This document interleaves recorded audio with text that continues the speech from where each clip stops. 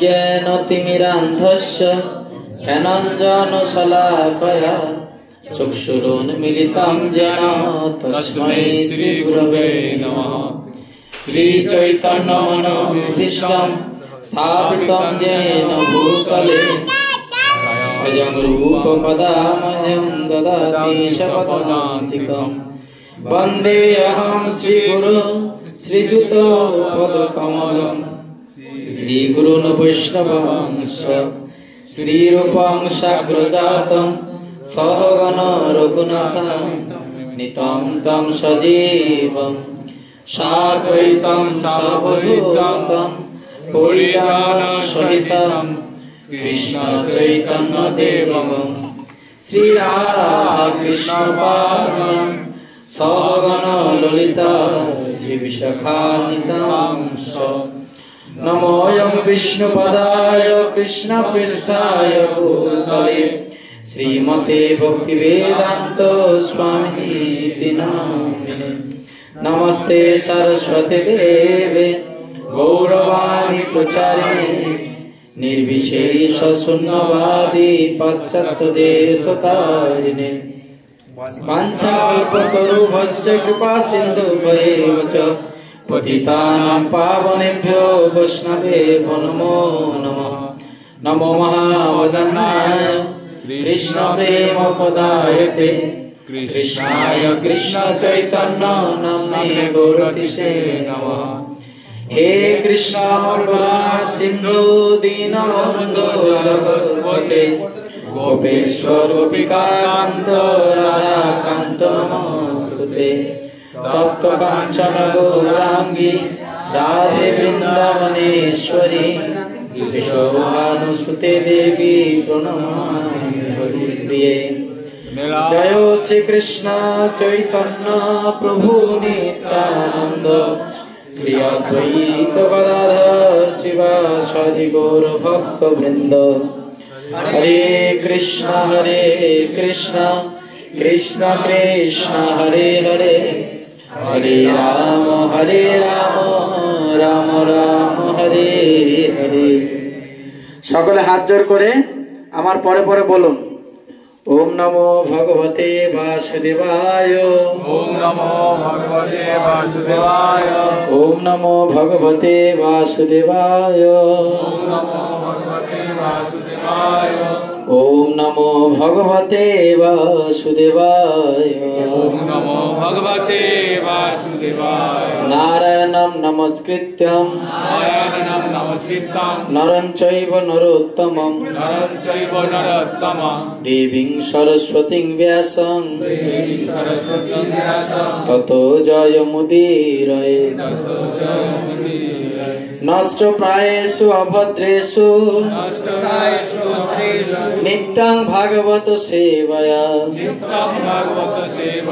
भागवतेरिति उत्तम श्लोके भक्तिर्भवति नैष्ठिकी मूकं करोति वाचालं पंगुल्लंघयते गिरिं यत्कृपातमहं वन्दे श्रीगुरुदिनतारिणं श्रीचैतन्यईश्वरं परमानन्दमाधवं। नमोऽयं विष्णुपदाय कृष्णपृष्ठाय भूतले श्रीमते जयपताका स्वामिनीति नामिने। नमाचार्य पादाय निताय कृपाप्रदायिने गौरकथा धामोदाय नगर ग्राम तारिणे। हरि ओम तत्सत्। तो प्रथमे आमार परमाराध्य गुरुदेव ओम विष्णुपाद परमहंस श्री श्रीमद जयपताका स्वामी गुरु महाराजेर चरण कमल वंदना करी। तत्परे इस्कन प्रतिष्ठाता आचार्य कृष्ण कृपा श्रीमूर्तिर श्रील अभय चरणारविंद भक्तिवेदांत स्वामी प्रभुपादेर चरण कमल वंदना पूर्वक उपस्थित सकल भक्त सज्जन मंडली मातृमंडली सकल के आमार यथायोग्य प्रणाम।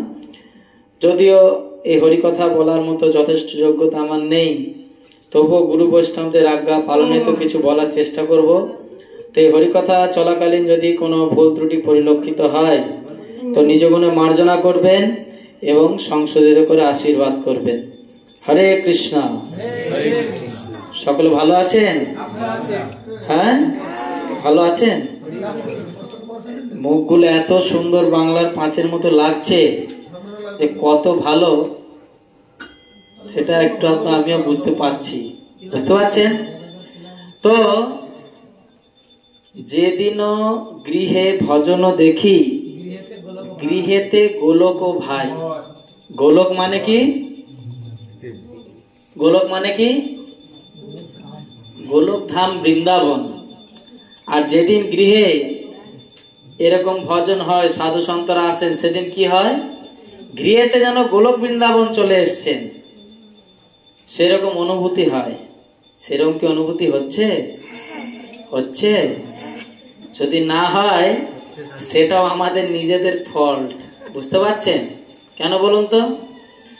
কারণ আমরা কৃষ্ণ নাম করি না, রাধারানীর নাম স্মরণ করি না, তাই না হওয়াটাই স্বাভাবিক। বুঝতে পারছেন? তাই এখনো যাদের মনে হচ্ছে না যে গৃহেতে গোলক এসেছে, তাদের গৃহে একটু গোলক আনা হোক নাকি? তো সকলে 3 বার হাতে তালি দেবেন আর রাধে রাধে বলবেন, ঠিক আছে? এরপরে কে কত সুন্দর হাসতে পারেন, ঠিক যেরকম রাবণ হাসতো ওরকম হাসবে, ঠিক আছে? রেডি সকলে? বলো রাধে রাধে রাধে রাধে রাধে রাধে রাধে রাধে। এবার সকলে হাসো। ইনাকে পাঠটা দেওয়া হবে। অনেকে বুঝতে পেরেছেন, অনেকে বুঝতে পারেননি না ব্যাপারটা কি হলো। চলুন আর একবার দেওয়া হোক। বলো রাধে রাধে রাধে রাধে রাধে রাধে রাধে রাধে রাধে রাধে রাধে। বুঝতে পেরেছেন? আনন্দ মানে এরকম আনন্দ থাকতে হবে, যেমন হা হা করে হাসলেন এই হাসিটা থাকতে হবে, তাহলে জানতে হবে যে না কিছু অনুভব হচ্ছে। তো আমরা আজকে অত্যন্ত সৌভাগ্যবান যে সকলে এখানে একত্রিত হয়েছি। তো এটা আমি বলছি না, শ্রী চৈতন্য চরিতামৃতে বলা হচ্ছে যে কোনো ভাগ্যে কোনো জীবে শ্রদ্ধা যদি হয় তবে সেই জীব সাধু সঙ্গ যে করায়। কোনো ভাগ্যে কোনো জীবের শ্রদ্ধা যদি হয়, যদি আমাদের শ্রদ্ধা থাকে কিঞ্চিত মাত্র এবং বহু বহু ভাগ্যের ফলে এই সাধু সঙ্গের সুযোগ আমরা লাভ করে থাকি। বুঝতে পারছেন? এই যে ওইদিকে সার্কাস হচ্ছে না, জোকার আমি, আমাকে দেখুন কি বলছে, তবে সেই জীব সাধু সঙ্গ যে করায়। আর কি বলছে? সাধু সঙ্গ হইতে হয় শ্রবণ কীর্তন। সাধু সঙ্গে আসলে তো কিছু ফল লাভ হতে হবে। এই যে লোকগুলো কত সুন্দর মাথায় চুল ছিল, টাক ফাক করে দিয়ে চুল টুড়ি দিয়ে, এদের কি ভালো লাগছে দেখতে? লাগছে না তো? তো সাধু সঙ্গে আসলে কিছু লাভ আছে, তাই কি না? কি লাভ আছে? সাধু সঙ্গ হইতে হয় শ্রবণ কীর্তন। সাধন ভক্ত হয় সর্ব অনর্থ নিবৃতন। আমাদের মধ্যে কিছু অনর্থ আছে, যে অনর্থগুলো থাকার জন্য আমাদের না তো সাধুদের প্রতি শ্রদ্ধা আছে, না তো সাধু সঙ্গের প্রতি শ্রদ্ধা আছে, না তো ভগবানের প্রতি শ্রদ্ধা আছে। বোঝা যাচ্ছে? আস্তে আস্তে আমাদের যে ভগবত শ্রদ্ধা বিশ্বাস সেগুলো উঠে যাচ্ছে, আমাদের আর সেই শ্রদ্ধা বিশ্বাস নেই। হ্যাঁ কি না? যদি শ্রদ্ধা বিশ্বাস থাকতো তাহলে আমরা সকলে হিন্দু, তাই না? গলায় প্রত্যেকের মালা থাকতো, ললাটে তিলক থাকতো, আছে তো? আমাদের গলায় মালা নেই, কপালে তিলক নেই। আপনাকে যদি জিজ্ঞেস করা হয়, দেখবেন যদি কোনো মুসলিমকে যাচাই করতে হয় সে মুসলিম কি না, তাহলে আপনি জিজ্ঞাসা করবেন যে আপনার ধর্মগ্রন্থ কি? সে কি বলবে? কোরআন। যখন আপনি কোনো খ্রিস্টানকে দেখবেন যে আপনার ধর্মগ্রন্থ কি, জিজ্ঞাসা করলে সে কি বলবে? বাইবেল। এখন যারা জানেন তারা বলবেন না, আর যারা না জানেন তারা বলবেন। এখন আপনি হিন্দু, আপনাকে জিজ্ঞাসা করা হচ্ছে আপনার ধর্মগ্রন্থ কি, কে বলবেন? মাতাজি, হ্যাঁ, সনাতন ধর্ম ওনার ধর্মগ্রন্থ। হরে কৃষ্ণ। আপনার ধর্মগ্রন্থ কি? আপনার ধর্মগ্রন্থ গীতা না, আপনার ধর্মগ্রন্থ কি? আপনার ধর্মগ্রন্থ কি? চাদর মা বলতে পারবো না, বুঝতে পারছেন? তাহলে আমরা হিন্দু নাকি সেটাও আমরা জানি না, বুঝতে পারছেন? আমরা কি হিন্দু? হিন্দু। এই তো মুসলমানকে জিজ্ঞাসা করলেন, সে বললো কোরআন। এই খ্রিস্টানদের ধর্মগ্রন্থ বলে দিলেন বাইবেল, আর নিজের ধর্মগ্রন্থ কি সেটা জানি না। চিন্তায় আছে, কনফিউজ যে আমাদের ধর্মগ্রন্থ কি, তাই না? আমাদের ধর্মগ্রন্থ কি? কি? শ্রীমদ্ ভগবত গীতা। সেটা নিয়ে আমরা কনফিউজ, বুঝতে পারছেন? কেন? কারণ এই শিক্ষাগুলো আমরা ছোটবেলা থেকে পাইনি, আমরা সাধু সঙ্গ করিনি। আর যেখানে সাধু সঙ্গ হয় সেখানে যাইও না, সেখানে যাওয়ার সময় নেই। যদি অন্নপ্রাশন হয়, বিয়ে বাড়ি হয়, সেখানে খাওয়া দাওয়া। আর এখানে সাধু সঙ্গ শেষে দেবে কলা, তাহলে কে যাবে? ঘরে তো এসে আবার খেতে হবে।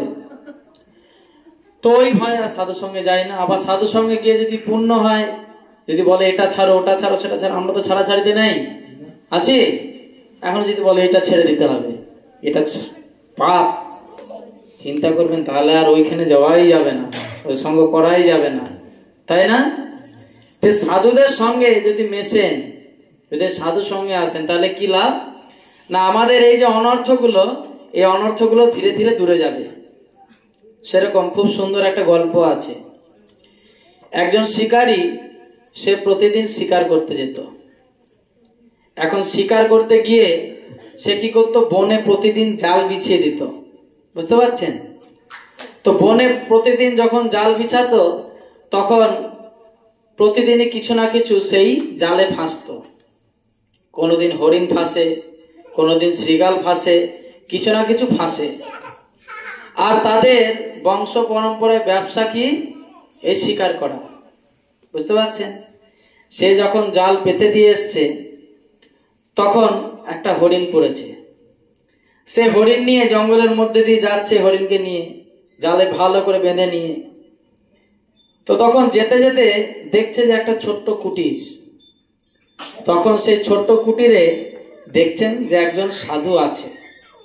তো উনি সাধুকে দেখেছেন, সাধুকে দেখে অন্তরে একটু শ্রদ্ধা এসছে। ভারতীয় তো, ভারতীয়দের সাধু বৈষ্ণবদের প্রতি একটা অন্তর থেকে শ্রদ্ধা আসে। তারা সাধু সন্তদের দেখলেই চিন্তা করে যে ভগবান বলে একজন আছেন। তখন সে চিন্তা করলেন, আচ্ছা সাধু কিছু বলেনি, সামনে যায়নি, দূর থেকে এরকম মাথা নামিয়ে প্রণাম করে চলে গেছে। তো তার এইভাবে সন্ত দর্শনে তার প্রীতি জন্মায়। তখন এবার প্রতিদিন যখন শিকার করতে যায়, ওই সন্তর বাড়ির সামনে দিয়ে যায়, বুঝতে পারছেন? বাড়ি তো নয়, ছোট্ট একটা কুটিয়া। তো সেই বাড়ির সামনে দিয়ে যায়, আর সাধুকে দেখতে পাক না পাক প্রণাম করে, বুঝতে পারছেন? সাধুকে প্রণাম করে, জানে ওই বাড়িতে সাধু থাকে, প্রণাম করে দিয়ে চলে যায়। দিয়ে এরকম 2-3 বার যাতায়াত তো করে। যখন সারাদিন এরকম 2-3 বার যাতায়াত করে, একদিন চিন্তা করছে যে আরে আমরা তো প্রতিদিন বনে যাই, আর ওই শিকার করে একটা হরিণ বা কিছু দিয়ে শিকার করে নিয়ে যায় বাড়ি, সেটা আমরা খাই, সেটা দিয়ে আমাদের সংসার নির্বাহ হয়।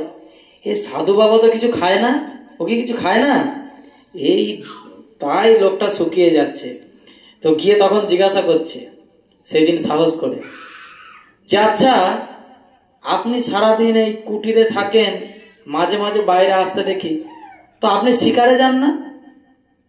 তখন সে সাধু বলছে, না আমি কোথায় আর শিকারে যাব? সাধু দেখছে যে কার পাল্লায় পড়লাম, শেষে কসাইয়ের পাল্লায়, আর কসাই জিজ্ঞেস করছে যে শিকারে যান না। তখন সাধু কি উত্তর দেবে বুঝতে পারছে না।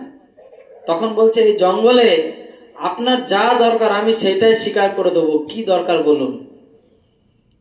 তখন সাধু বলছে যে এই জঙ্গলে তুমি যা করো সেই পশু আমার শিকার করতে এখানে আসিনি, আমি অন্য কিছু শিকার করতে এসেছি।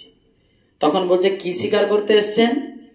বলছে আমি যাকে শিকার করতে এসেছি সে দ্বিভুজ মুরলীধারী, তার হাতে বংশী আছে, সে সুন্দর দেখবে, তার তিনটে জাঙ্গা ভাঙা, তার নাম হচ্ছে ত্রিভঙ্গ মুরারি। তার যখন দাঁড়াবে তার পাটা বেঁকা, আবার যখন এবার একটু পা থেকে সোজা উপর দিকে আবার উঠবে দেখবে কোমরটা একদিকে বাঁকা, পা যেদিকে তার উল্টো দিকে কোমর। আবার যখন আরেকটু মাথার দিকে উঠবে দেখবেন মাথাটা আবার আরেক উল্টো দিকে বাঁকা। বুঝতে পারছেন? এইভাবে তিনটে জায়গা ভাঙা। সে সুন্দর পীতাম্বর বস্ত্র পরিধান করেন, তার ঘন নীলবর্ণ মেঘের মতো তার গায়ের রং। এই পশুকে শিকার করার জন্য আমি এখানে এসেছি। এই প্রাণী যদি শিকার হয়ে যায় তাহলে আমার হবে। আপনি আমার সঙ্গে আগে দেখা হয়নি, আপনি তো এরকম কথা বলেননি কখনো, আপনার যদি স্বীকার করতে অসুবিধা হয় আমি স্বীকার করে দেবো। বলছে আচ্ছা ঠিক আছে, তো ঠিক আছে তাহলে স্বীকার করে দিও। এখন চারি জায়গায় জাল বিছিয়েছে, বুঝতে পারছেন? গোটা বনেও যেমন জাল বেছায়, এবার একটা ডিউটি, বুঝতে পেরেছেন? মানে একটু জমিদারের সঙ্গে করতে হবে তো, দায়িত্বভাবে করছে। চারিদিকে সুন্দর করে জাল বিছিয়েছে। এখন সে একদিন জাল বেছায়, 2 দিন জাল বেছায়, সে তো ধরা পড়ে না। দেখছে এর জন্যই সাধু মনা এখানে এতদিন আছে, ধরা তো পড়ছে না। তো এরকম একদিন তখন সেই জালে শিকার ধরা পড়েছে। তো ভগবান সেই জালে জড়িয়ে আছেন। সে যখন গেছে খুব খুশি, আরে পেয়ে গেছি পেয়ে গেছি, সে সাধু যে শিকার করতে বলেছিল সেই শিকার পেয়ে গেছি। তো সেখানে গিয়ে সে দেখছে যে হ্যাঁ যেমন বলেছিল ও তো এরকমই, সাধু যেমন বর্ণনা করেছে, মুরলি ধরে আছে, গায়ের রং সেরকম, বস্ত্র সেরকম, তাহলে আমি তো একেই শিকার করতে এসেছিলাম। ঠিক আছে ভালো কথা, চলো আর একটু ভালো করে বেঁধে দাও। বুঝতে পারছো? ও তো আর জানে না ভগবান না কি ব্যাপার, ও ভালো করে আরো কষে বেঁধে দিয়েছে। দিয়ে কাঁধে করে তুলে নিয়ে সাধুর কাছে গেছে। বলছে সাধু বাইরে আসো, বাইরে আসো তাড়াতাড়ি, তোমার শিকার পেয়ে গেছি। সাধু দেখছে যে কি ব্যাপার, এ তো মনে হচ্ছে আমাকে এখান থেকে পালাতে হবে, এ তো প্রতিদিন আমার পেছনেই পড়ে আছে। তো তখন সাধুকে যখন বাইরে ডেকেছে, সাধু দেখছে হ্যাঁ সে সুন্দর ভগবান, আমি যাকে খুঁজছিলাম এ তো তাকে বেঁধে নিয়ে এসছে, যে খুব ভালো কথা, এই তাড়াতাড়ি খোলো খোলো খোলো। দুজনে মিলে তাড়াতাড়ি ধরে ধরে খুলছে। তো তখন জিজ্ঞাসা করছে যে তুমি এনাকে কোথায় পেলে? বলছে জানি না, ও নিজে নিজেই বাঁধা পড়েছিল। বলছে আচ্ছা ঠিক আছে। তো তখন ভগবানকে সেখান থেকে বের করে সুন্দর আরতি করছে, পূজা করছে। তখন শিকারী জিজ্ঞেস করছে যে কোনো পশুকে যখন আমরা ধরে আনি কাটি, তুমি কাটো খাও, কবে থেকে তুমি উপবাস? সে তখন বলছে যে জগৎ সৃষ্টি করেছেন ইনি হচ্ছেন ভগবান। তো আজকে তোমার কৃপা আমি তার দর্শন পেয়েছি, তো যাই হোক প্রণাম করো। তখন সেই শিকারী প্রণাম করছে এবং সে সাধুকে ধন্যবাদ দিচ্ছে যে সাধু তুমি যাকে শিকার করতে এসেছিলে তিনি হচ্ছেন ভগবান, তো সেটা তো আমাকে আগে বলনি। তো তখন এইভাবে সে সাধুর প্রেরণায়, সাধুর প্রতি শ্রদ্ধার ফলে সেই ব্যক্তি ভগবানকে তার জালে বেঁধে নিয়ে এসে সাধুর কাছে হাজির করেছিলেন। বুঝতে পেরেছেন? এর মূল কারণ হলো সাধুর প্রতি শ্রদ্ধা। তা আমরা যে শ্রদ্ধা নিয়ে চালু করেছিলাম সেই শ্রদ্ধা বোঝানোর জন্য এটা বলা হলো। বুঝতে পারছেন? তো এখন যদি বনে জাল বেছান তাহলে কি ভগবান পাবেন? হ্যাঁ না না পাওয়া যাবে? কে কে ভগবানকে দেখেছেন দেখি হাত তুলুন। কেউ দেখেননি? হ্যাঁ, ফটোতে দেখেছেন। আর কিসে দেখেছেন? আর কে দেখেছেন? এই কলিযুগে ভগবান অর্চা বিগ্রহ রূপে অবতীর্ণ হয়েছেন। আপনারা যে সমস্ত মন্দিরে যান, মন্দিরে যে বিগ্রহ দেখেন সেই বিগ্রহ হচ্ছে সাক্ষাৎ ভগবান। আপনার ঘরেও যদি কোনো বিগ্রহ থাকে সেই বিগ্রহ হচ্ছে সাক্ষাৎ ভগবান। তো ভগবান এবং সেই অর্চা বিগ্রহের মধ্যে কোনো পার্থক্য নেই। কিন্তু আমাদের কিরকম অবস্থা? আমরা সুন্দর জালে জড়িয়ে আছি। এবার আমরা কোন জালে জড়িয়ে আছি এখন সেটা বলবো। সেটা আর একটা ছোট্ট গল্প আছে, শুনবেন? এইটা বলেই শেষ আজকের প্রোগ্রাম, ঠিক আছে? হরে কৃষ্ণ। এরকম একটা গ্রামে ভোজ বাড়ির আয়োজন করা হয়েছে। তো বিশাল বড় করে ভোজ বাড়ির আয়োজন করা হয়েছে, বড় করে প্যান্ডেল হয়েছে। বিশিষ্ট বিশিষ্ট যারা লোক আছে এলাকার তাদেরকে আহ্বান জানানো হয়েছে। বুঝতে পারছেন? সবাইকে ডাকেও নি, যারা একটু বিশিষ্ট লোক তাদেরকে ডাকা হয়েছে। তো তখন গ্রামের 3 জন কুকুর তারা মিটিং করছে যে আচ্ছা, এই গ্রামে এত বড় প্যান্ডেল হয়েছে, এত বড় ভোজবাড়ির আয়োজন, তাহলে আমরা কি এই একটু ওই ভোজনের স্বাদ আস্বাদন করতে পারবো না? তো তখন আর এক কুকুর বলছে, এই যা ভোজবাড়ির আয়োজন করা হয়েছে, এখানে বিশিষ্ট বিশিষ্ট লোকেরা আসবে, গেটে দারোয়ান থাকবে, ওই কার্ড জমা দিতে হবে, তারপরে ভেতরে ঢুকতে পারবে। আর সাধারণ লোকেদের এখানে আমন্ত্রণ করা হয়নি। আর আমরা তো রাস্তার কুকুর, আমাদেরকে কি আর এখানে ঢুকতে দেবে? না না। তখন 3য় কুকুর বলছে যে চেষ্টা করলে উপায় হয়। এই লোকজন বলে শুনেছি, চেষ্টা করতে ক্ষতি কি, চেষ্টা করে দেখবো যদি ঢোকা যায়। ঠিক আছে, এখন চেষ্টা করছে। প্যান্ডেলের চারিদিক দিয়ে ঘুরছে, দিয়ে ঘুরে দেখছে যে এক জায়গায় একটা ফুটো আছে। বুঝতে পেরেছেন? প্যান্ডেল যখন করে ও চারিদিক গ্যাপ মারতে পারে না, কোনো না কোনো দিকে একটা রাস্তা থাকে। তো তখন সে কুকুর দেখছে যে একটা রাস্তা আছে, তখন মুখ ভরে আর একটু বড় করে নিয়েছে। আর কুকুরের যদি মাথা গলে যায় তাহলে বডি অটোমেটিকও গলিয়ে নেবে, কোনো চিন্তা নেই। মাথা ঢুকে গেছে, সে দেখছে বাহ, সে ভেতরে প্রবেশ করে গেছে। ওদেরকে বলছে তোরা একটু দাঁড়া, আমি প্রথম ঘুরে আসছি। তো এখন ভেতরে গেছে, ভেতরে গিয়ে দেখছে বিশাল আয়োজন, বিশাল বড় বড় কড়াই, কাঠের আগুনে রান্না হচ্ছে। তো তখন সে 3 জন কুকুরের মধ্যে প্রথম যে কুকুর, সে গিয়ে ঢুকে চারিদিক পর্যবেক্ষণ করছে কি কি রান্না হয়েছে। দিয়ে দেখছে যে ভালো ভালো রান্না হয়েছে। বুঝতে পারছেন? এর ঠ্যাং, ওর মাথা সব রাখা আছে। তো তারপরে রাইস, সুন্দর সুন্দর গোলাপজাম, পায়েস। সে দেখছে যে সব কিছু খাওয়া যায়, কিন্তু এই মিষ্টির দোকানের যারা থাকে ওরা আবার কাঁচ কুচ দিয়ে ঘিরে রাখে, মিষ্টিটা তো খাওয়া যায় না। তো ভালো ভালো গোলাপজাম আছে, তো খাবো যখন গোলাপজামই খাবো। তো গিয়ে এখন গোলাপজামের যেখানে পাত্র ছিল সেখানে গোলাপজাম খেতে যাচ্ছে। আর এইদিকে উনুনের মধ্যে প্রথম থেকে শুরু হয় পায়েস দিয়ে। বুঝতে পারছেন? রান্না কি দিয়ে শুরু হয়? পায়েস, তারপরে চাটনি। এইভাবে যেগুলো ঠান্ডা খেতে হয় সেগুলো আগে রান্না হয়ে যায়। আর লাস্টে কি রান্না হয়? ভাত, গরম গরম ভাত। আর উনুনে জল ফুটছে, চাল দেবে। আর সেই সময় রাঁধুনি দেখছে যে কুকুরের খাবারে মুখ দিতে যাচ্ছে। সে কি করেছে, ওই ডাবু হাতা ছিল, ডাবু হাতায় করে জল উঠিয়ে গায়ে ছুঁড়ে দিয়েছে। যেই ডাবু হাতা দিয়ে জল ছুঁড়েছে, সে গায়ে ছ্যাঁকা খেয়ে কাও কাও করতে করতে যে রাস্তা দিয়ে বেরিয়েছিল সে রাস্তা দিয়ে বেরিয়ে গেছে। এখন 2 কুকুর বাইরে অপেক্ষা করছে। তারা জিজ্ঞাসা করছে যে কিরে, তাড়াতাড়ি চলে এলি যে, কেমন খাওয়ালো? এদিকে বসুন। তো তখন সে কুকুর উত্তর দিচ্ছে, হ্যাঁ তোরা কি ভেবেছিলি আমাকে ঢুকতে দেবে না, এটা সেটা। যাওয়ার সাথে সাথেই গরম গরম বলছে, ও তাই নাকি? এই দুজনা তো দিয়ে জল পড়ছে।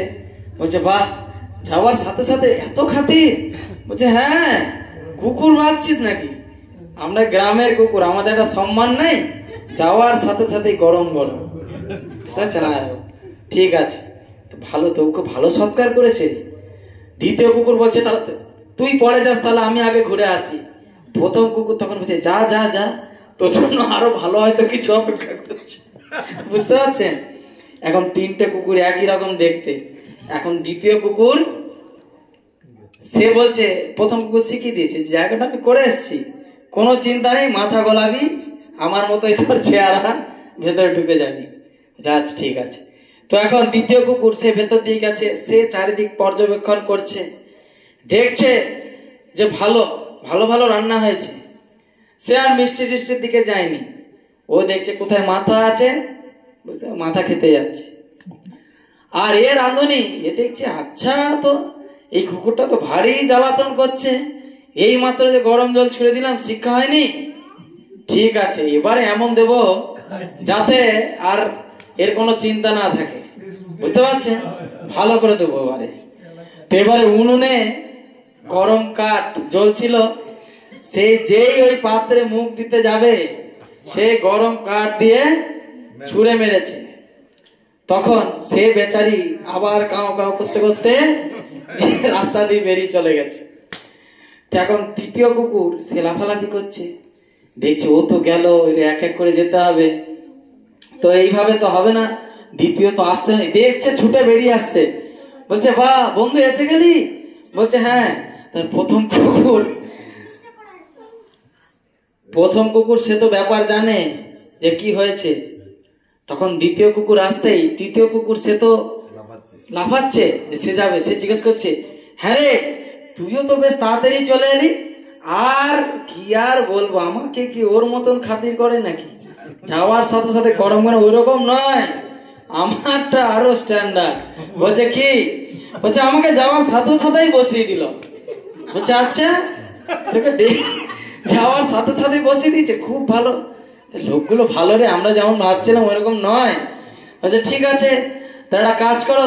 তৃতীয় কুকুর বলছে, তাহলে কি আমি কি যাবো, ভেতরে আর কিছু আছে? আরে সব এখনো খাওয়া সেরকম শুরু হয়নি, তাড়াতাড়ি যা, তোর জন্য আছে। কি এসে গুনগুন শুরু কেন? তো তখন এ চিন্তা করছে, 3 নম্বর কুকুর বলছে আমি তাহলে যাই। আর এখন দুজনা তো ভেতরে টেস্ট বুঝতে পেরেছে, তখন চিন্তা করছে যে এর আবার কিছু অঘটন ঘটে না যায়। তারা বলছে যা যা, তুই তাড়াতাড়ি যা, তোর জন্য আরো ভালো কিছু অপেক্ষা করছে। তো এখন ভেতরে গেছে, ভেতরে গিয়ে খুব সুন্দর পরিপাটি, সে দেখছে বাহ, ওরা যেটা বলেছিল কোনো অংশে কম নয়, ভালো স্যুট বুট পরে ভালো লোকজন এসছে, তাহলে এরা কি আর আমাকে খাতির করবে না? খাতির তো আমারই বেশি হবে। তখন এরা দেখছে যে কুকুর 2 বার তাড়ালাম, তারপরেও শিক্ষা দিচ্ছে না, তো কি করা যায়? একে এক কাজ করো, প্যান্ডেল বাঁধা দড়ি আছে, ভালো করে বাঁশের সাথে বেঁধে রাখো, খাওয়া দাওয়া হোক, নাহলে আবার যেটাতে মুখ দেবে সেটাই নষ্ট। তো এখন বেঁধে রেখে দিয়েছে। এখন বাইরে যে 2 কুকুর অপেক্ষা করছে, এরা আবার খুব চিন্তিত, চিন্তায় আছে যে কিছু অঘটন মনে হয় ঘটে গেছে, আর নেই। তো তখন প্রথম কুকুর বলছে যে চ চলে যায়, আর আমাদের বন্ধু আর নেই। তো বলছে না দাঁড়া দেখি কি ব্যাপার। তো তখন অনেকক্ষণ হয়ে গেছে, প্রায় 2-3 ঘন্টা। 2-3 ঘন্টা পরে সেই কুকুর এখন বেরিয়ে আসছে। তো তখন ওকে জিজ্ঞাসা করছে যে হ্যাঁ রে এত দেরি হয়ে গেল? তো তখন বলছে আরে আরে তোদের মতো নাকি, হ্যাঁ আমাকে যে আদর যত্ন করলো, মানে বলা যায় না, ভাবা যায় না যে আমাকে এত আদর করবে। তো বলছে কিরকম আদর করলো তোকে? বলছে কি ছাড়তে কি চাই রে, হ্যাঁ ছাড়তে কি চাই রে, সবার হলো তারপরে না ছাড়লো। বলছে আচ্ছা। তো সবার যখন হয়ে গেছে তখন ওই কাঠ কিছু বেঁচেছিল উনুনে, সেই কাঠ দিয়ে ভালো করে আর কটা ঠ্যাঙা দিয়ে ওকে ছেড়ে দিয়েছে। আর ওই বাইরে এসে কি বলছে যে ছাড়তে কি চাই রে, সবার হলো তারপরে না ছাড়লো। তো এইভাবে 3 কুকুর, তো এই যে 3 রকম কুকুর সেখানে গেছিল, এরকম 3 প্রকারের গেস্ট আমাদের মাঝখানে আসে। ওকে যাওয়ার সাথে সাথেই গরম গরম কিরকম অনেক গেস্ট আসে যে তারা খুব ভালো। তো তারা যদি আসে, সকাল থেকে রান্না হচ্ছে অনেক লোকের, তো এবার যখন আপনি রান্না বান্না করছেন হয়তো ঠান্ডা হয়ে গেছে অনেক আইটেম, তো যেটা গরম গরম সেটা তাকে দেয়া হয়, বুঝতে পারছেন। আবার অনেকে আছে যে ওরা খুব ব্যস্ত, ও যদি সেই সময় না পায় আবার চলে যাবে ফিরে, তাই তাকে কি করে আসার সাথে সাথেই বসিয়ে দেওয়া হয় যে না ভাই তুমি আগে বসো, তুমি ব্যস্ত লোক। আর যে তৃতীয়, এটা অনেক বন্ধু বান্ধব থাকে, একে হয়তো অনেক দায়িত্ব দেওয়া হচ্ছে যে সকাল থেকে আসবে, এসে তুমিই সবকিছু ব্যবস্থা করবে, আমার সঙ্গে থাকবে, অনেক লোকজন আসবে তাদেরকে একটু আহ্বান জানাবে। যখন দেখে সে বন্ধু আসেনি, কথা ফেল হয়ে গেল, তখন বেলায় যখন আসে তখন আমরা কি বলি যে তোমার সকাল সকাল আসার কথা ছিল, তুমি এত বেলাতে এলে, তোমাকে এখন ছাড়বো না, সবার হবে তারপরে ছাড়বো, বুঝতে পেরেছেন। কিন্তু এই 3 কুকুরের কাহিনী এটা তো বিপরীত। তো এখানে এই যে বড় তাবু, এটা বলা হচ্ছে একটা ভোজ বাড়ির আয়োজন করা হয়েছে, তাই না। এই ভোজ বাড়িটা কি, এই ভোজ বাড়িটা হচ্ছে সংসার, বুঝতে পারছেন। সুন্দর ভোজ বাড়ির আয়োজন করা হয়েছে। আর এই যে ফুটো আপনারা যেটা দেখলেন, এটা কি, এটা হচ্ছে আমরা হচ্ছে এই যে জগতের জীব, এরা হচ্ছে কিছু না কিছুতে মোহাচ্ছন্ন। আমরা এই প্রকৃতির 3 রকম গুণ আছে, সত্য রজতম, এবং এই গুণের দ্বারা আমরা মোহান্বিত হয়ে ওই সংসারে ঢুকে বিভিন্ন রকম জিনিসের প্রতি আকৃষ্ট হই। কি কি? রূপ, রস, গন্ধ, শব্দ, স্পর্শ, এইগুলো হচ্ছে সেই ভোজবাড়ির আইটেম, বুঝতে পারছেন। আর আমরা সেখানে লালায়িত হয়ে এই জগতে ভ্রমণ করছি, বুঝতে পারছেন। আর 3 রকম ভাবে সে রাঁধুনি এই কুকুরকে শাস্তি দিয়েছিল। কি কি? প্রথমে গরম গরম দিয়েছে, তারপরে যাওয়ার সাথে সাথে বসিয়ে দিয়েছে, আবার ছাড়তেই যাচ্ছে না। তো মা দুর্গা দেবী তিনি হচ্ছেন এই জগতের রক্ষণাবেক্ষণ করে থাকেন। তিনি আমাদের যা প্রয়োজন সেই সমস্ত কিছু প্রদান করেন। ওর জন্য আমরা মায়ের কাছে প্রার্থনা করি যে ধনং দেহি, জনং দেহি, রূপং দেহি, তাই না, প্রার্থনা করি। কিন্তু যখন মা দেখে যে এই চাইতে চাইতে চাইতে চাইতে ভোগী হয়ে যাচ্ছে, তখন উনি কি করেন, ওনার একটা ত্রিশূল আছে, এই ত্রিশূলের মাধ্যমে তখন আমাদেরকে কষ্ট দিয়ে থাকেন। এই ত্রিশূলের 3টে কি কি? এক হচ্ছে আদি দৈবিক ক্লেশ। আদি দৈবিক ক্লেশ মানে কি না, দেবতাদের থেকে পাওয়া দুঃখ কষ্ট। দেবতাদের থেকে কি কি দুঃখ কষ্ট আমরা পাই? ভূমিকম্প, জল, বৃষ্টি, খরা, বন্যা, এগুলো কাদের দেওয়া দুঃখ কষ্ট? দেবতাদের দেওয়া। একটা হচ্ছে আদি ভৌতিক। আদি ভৌতিক মানে হচ্ছে কি, অন্যান্য প্রাণীদের থেকে পাওয়া দুঃখ কষ্ট। আর একটা হচ্ছে আধ্যাত্মিক, এটা হচ্ছে নিজের মন থেকে পাওয়া দুঃখ কষ্ট, বুঝতে পারছেন। এই 3 রকম ভাবে দেবী দুর্গা আমাদের ক্লেশ দিয়ে থাকেন। আমরা এই যে রোগ জ্বালা হ্যান ত্যান যে ভুগছি, এ হচ্ছে দেবী দুর্গার প্রদত্ত। আমরা যেমন কর্ম করেছি এখন সেরকম ফল উপভোগ করছি।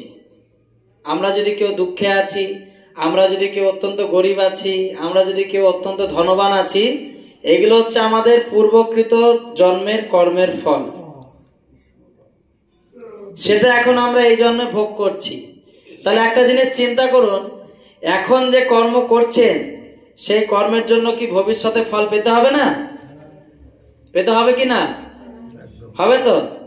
তা এখন যে কর্মটা করছেন সেই কর্মটা যদি ভালো না হয় তাহলে ভবিষ্যতে আপনার যে যাত্রা সেটাও ভালো হবে না।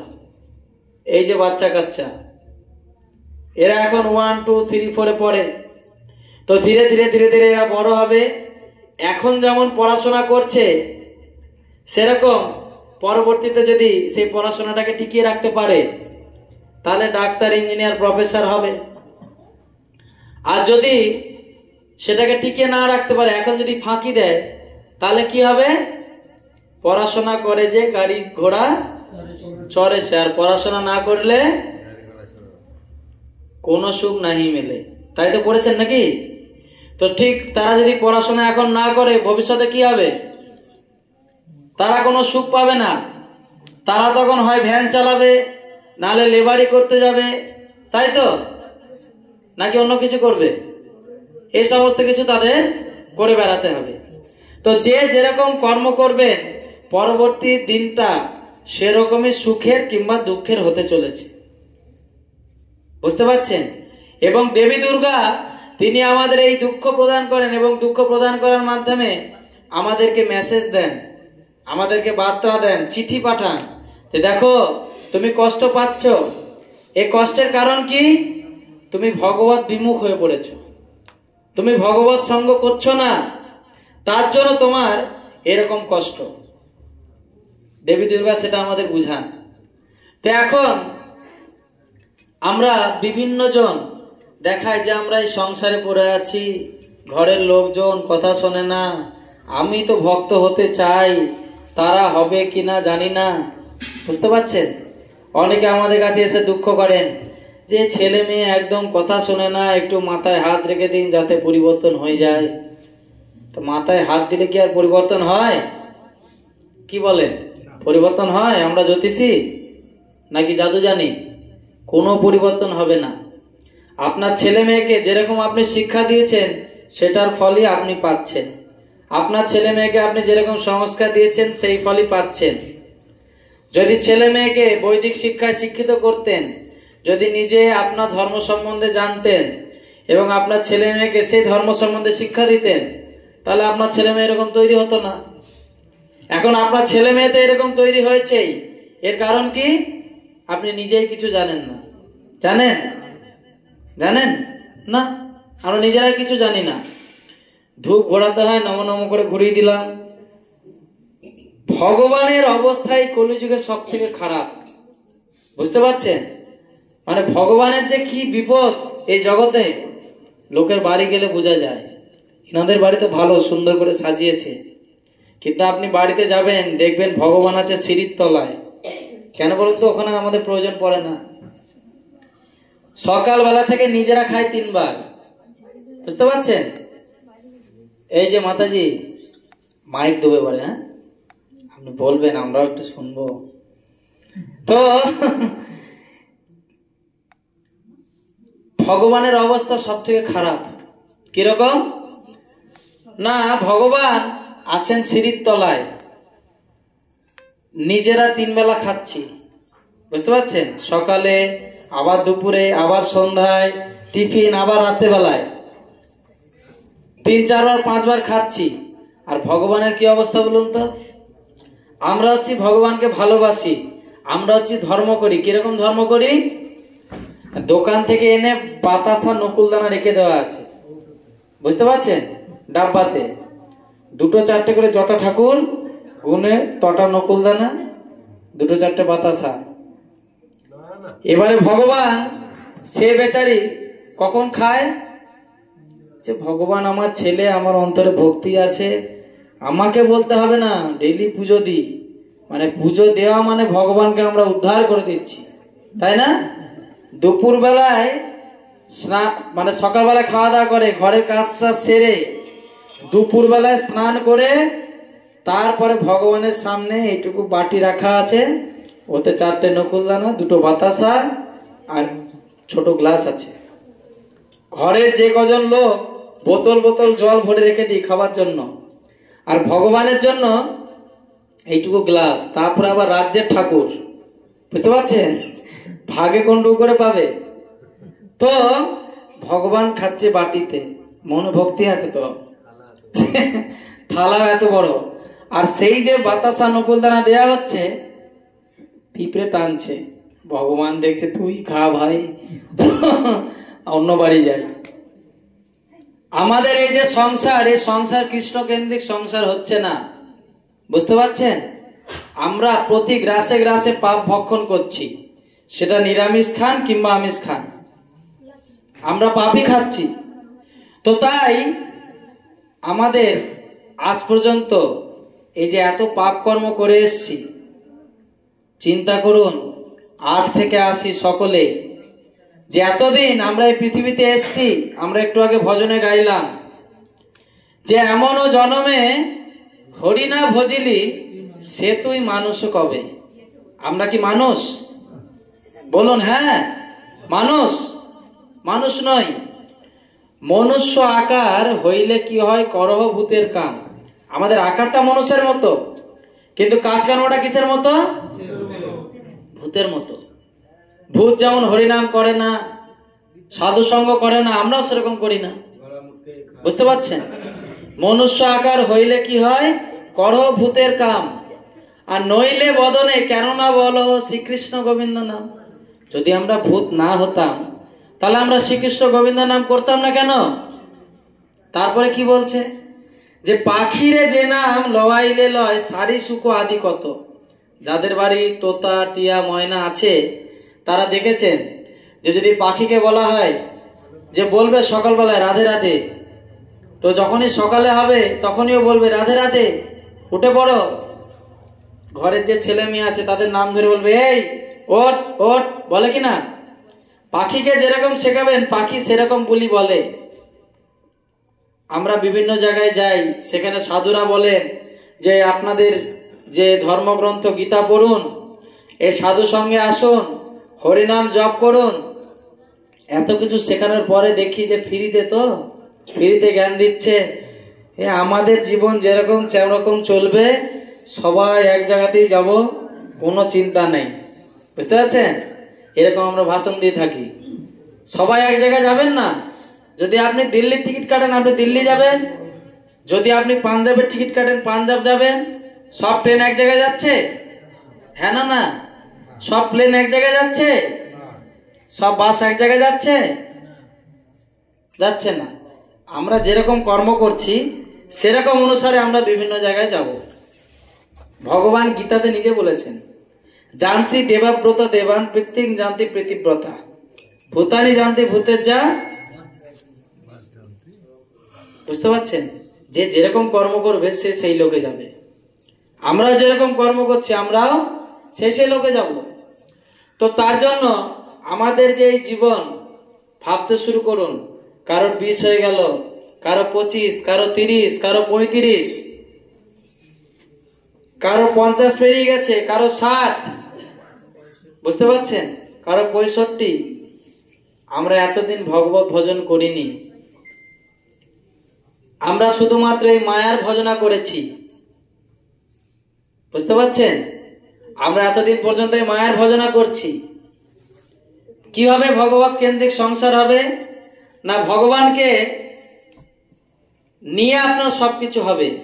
আপনি যদি ঘর পরিষ্কার করেন তাহলে আপনার ঘরে ভগবান আছে, তাহলে আপনার ঘর কি হয়ে গেল? মন্দির।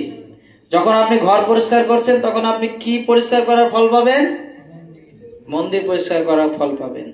আপনি কিছু রান্না করছেন, সেই রান্নাটা ভোগ করে ভগবানকে লাগাচ্ছেন, তখন সেটা প্রসাদ হয়ে যাবে। ভগবান যখন তাতে দৃষ্টি দেন সেটা ভগবানের ডাইরেক্ট আশীর্বাদ। ভগবান এই কলিযুগে মহাপ্রসাদে বিশেষ কৃপা দিয়েছেন, তা আপনি প্রসাদ পাবেন। আপনার যে ছেলে মেয়েরা থাকবে তাদেরকে সুন্দর সনাতন সংস্কৃতির শিক্ষা দেবেন, যে দেখো গীতাতে এরকম বলা আছে, সেখানে সেরকম বলা আছে, আপনি সেরকম শিক্ষা দেবেন। এইভাবে আপনার সংসার সুখময়, শান্তিময়, আনন্দময় হয়ে উঠবে। কিন্তু আমরা সিরিয়াল দেখেই কুল করতে পারছি না। সন্ধ্যাবেলা হলেই সিরিয়াল, যেটুকু টাইম ভগবানের ভজন করা সেটুকু সময়ও নেই। আর ছেলেরা হলে গিয়ে চায়ের দোকানে আড্ডা, কোথায় তাস পেটানো হচ্ছে সেখানে আড্ডা, বুঝতে পারছেন?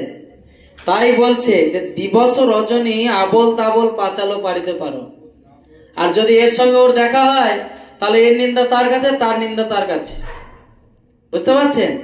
ওর শাশুড়ি কি হয়েছে, ওর বৌমা ভালো না, ওর ছেলে তো গাঁজাখোর, ও তো মদ খেয়েছে প্রতিদিন পেটায়, এইসব চর্চা হয়। তাহারও ভিতরে কখনো কেন কি গোবিন্দ বলিতেন আরো, আমরা তার ভেতরে ভগবানের নাম কখনো বলি না। তাই বদন ভরিয়া হরি বল যদি ক্ষতি না হইবে। তাই তার আগের লাইনে আর একটা কথা বলা হয়েছে যে ভজিব বলিয়া কহিয়া আইলি ভুলিলি কি সুখ পাইয়ে। আমরা ভগবানকে কথা দিয়ে এসছি যে পৃথিবীতে যাচ্ছি গিয়ে তোমারই ভজনা করব, কিন্তু এখানে এসে এমন সুখ পেয়েছি যে ভগবানকে ভুলে গেছি। তারপরের লাইনে এই যে ভুলে গেছি তার জন্য কি সুন্দর প্রাইজ আছে জানেন? বুঝিনু আবার সমন নগরে নরকে মজবি যাইয়ে। কোথায় যেতে হবে? সমন মানে কি জানেন? সমন মানে হচ্ছে যম, আর যমের নগরী হচ্ছে নরক। তা আমাদের সেই যমের নগরীতে যেতে হবে, নরকে। তাই বদন ভরিয়া হরি বল যদি ক্ষতি না হইবে। তাই তো যদি আপনি বদন ভরিয়া হরি বলেন তাহলে কি কোনো ক্ষতি আছে? কোনো টাকা পয়সা লাগছে? এখানে এতক্ষণ যে হরি কথা শুনলেন, সাধুর সঙ্গে হরিনাম করলেন, খুব কষ্ট হলো? কোনো ক্ষতি হলো? হ্যাঁ না? মানে যেন আমি এখানে বলতে এসেছি। তো কোনো ক্ষতি হয়েছে? ক্ষতি হয়নি। তো ঠিক সেরকমই ঘরে কমপক্ষে 15 মিনিট প্রতিদিন হরিনাম জপ করুন। এরকম নয় যে হরিনাম জপ করলে আপনাকে সমস্ত কিছু ছেড়ে দিতে হবে, কোনো কিছু ছাড়তে হবে না। এখানে যাদের দেখছেন, এই বাড়ির মাতাজিরাও দেখছেন যে তিলক মালা পরে আছে, তারা সবাই বাড়িতেই থাকেন। এই মাতাজি এই গ্রামের নাকি? আপনি? হ্যাঁ হ্যাঁ, এই গ্রামের কে? এই যে এই গ্রামের ইনি, ওই গ্রামের উনি। এরা ঘর বাড়ি ছেড়ে যায়নি, ঘরেই আছে, স্ত্রী পুত্র তাদেরকে নিয়ে সংসার করছে। তো আপনারাও গৃহে থেকে কিভাবে কৃষ্ণ ভজন করবেন তার শিক্ষা দেওয়া হয়ে থাকে এই কাকসা নামহট্টে। তো আপনারাও সেই নামহট্টে আসুন এবং আমাদের সনাতন ধর্মে কিভাবে তুলসী পূজা করতে হয়, কিভাবে ভগবানকে আরতি করতে হয়, কিভাবে ভগবানকে ভোগ নিবেদন করতে হয়, এই সমস্ত কিছু শিক্ষা দেয়া হয়। তো শ্রীধাম মায়াপুর থেকে আমাদের পরমগতি প্রভুকে এই সমস্ত এলাকার দায়িত্বভার দেয়া হয়েছে। তিনি মুখ্য পরিচালক, তিনি এই সমস্ত কিছু সুন্দর পরিচালনা করতে থাকেন এবং আপনার ঘরে কি অসুবিধা তিনি গিয়ে পর্যবেক্ষণ করে আপনাকে সঠিক সমাধান দেবেন এবং তার ফলে আমাদের গৃহ সুখময়, শান্তিময় এবং আনন্দময় হয়ে উঠবে। তো এখন আমি এত কথা তো বললাম, এখন যার যার গ্রহণটা নিজের ব্যাপার, ঠিক আছে? যারা চিন্তা করছেন যে আমরা হরিনাম করব, ওনার কাছে এই যে মালা ঝোলা আছে আপনাদেরকে দেবে। ভগবানের জন্য কমপক্ষে, ভগবানের জন্য নয়, ভগবান আপনি নাম করলে সে বিশাল খুশি হবে এরকম কোনো ব্যাপার নয়, নিজের কল্যাণের জন্য অন্তত 15 মিনিট করে হরিনাম জপ করুন। বুঝতে পারছেন? এই হরিনাম জপ করতে করতেই তখন আপনার হৃদয় শোধিত হতে থাকবে, আমাদের সমস্ত পাপ দূরীভূত হবে। ঠিক আছে? হরে কৃষ্ণ। এখন তো দীপদান হবে, সকলে দীপদান করুন 5 মিনিট এবং তারপরে সকলের জন্য রয়েছে প্রসাদ, সকলে প্রসাদ গ্রহণ করবেন। তারপরে গেট থেকে বেরোবেন, যা কিছু বলা হলো সমস্ত কিছু ভুলে সোজা বাড়ি চলে যাবেন। হরে কৃষ্ণ। না, বাড়ি যাবেন না, ভাববেন যদি মালা নিতে হয় চাইবেন যার বাড়ি গীতা নেই তিনি প্রভুর কাছে গীতা আছে, গীতা নেবেন। বাড়িতে গীতা পড়ুন না পড়ুন রাখুন, আর ছোট গীতা নয়, প্রভুপাদের তাৎপর্যকৃত গীতা, যেটা পড়লে আপনি কিছু বুঝতে পারবেন। সেই গীতা যেরকম যদি আপনাকে একটা 50,000 টাকার চেক দেওয়া হয়, আপনি কি করবেন? ইংরাজি লেখা পড়তে জানেন না, তো যে পড়তে জানে তাকে কি পড়াবেন যে ক টাকার চেক এসছে দেখতো, পড়াবেন কিনা? হ্যাঁ না না?